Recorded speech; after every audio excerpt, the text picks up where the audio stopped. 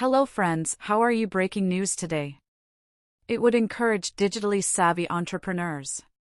It would be a hub for artificial intelligence. And it would encourage a wave of new companies, replacing the aging giants of French industry.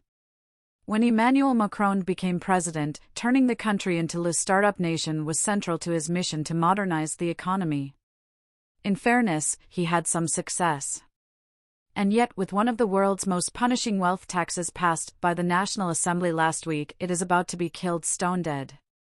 It was always slightly implausible for a country best known for its long lunches, short working week, endless holidays, and generous early retirement ages, but Macron was determined to create a startup culture in France.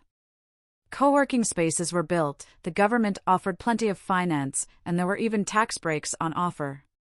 There were a handful of genuine success stories, such as the AI firm Mistral, valued at $6 billion, and the health platform Doctolib, valued at $6.4 billion. Sure, taxes were high, and so was the deficit, but the startups would power a new round of growth. The trouble is, they have just been crushed. Last week, the National Assembly voted in favor of a wealth tax that would be among the toughest in the world. Anyone with a net worth of more than 100 million euros, around 1,800 households in France, will face an annual tax of 2% of their net assets, including unrealized capital gains. For the founder of a company, that is potentially lethal. If your startup has just raised fresh capital at a value of 500 million euros and you own 50% of the business, you will face an annual charge of 5 million euros, even though the business may not yet be making any money, and you might not even be paying yourself a salary.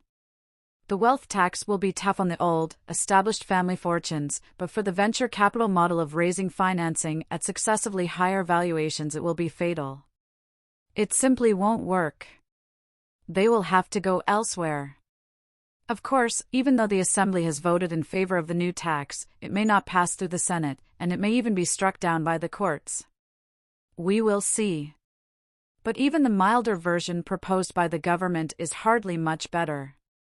The various taxes paid by each individual will have to equal at least 0.5% of their total net worth, and if it doesn't, there will be a surcharge. In reality, France is now closed to entrepreneurs. Macron's goal of a startup nation has been shattered.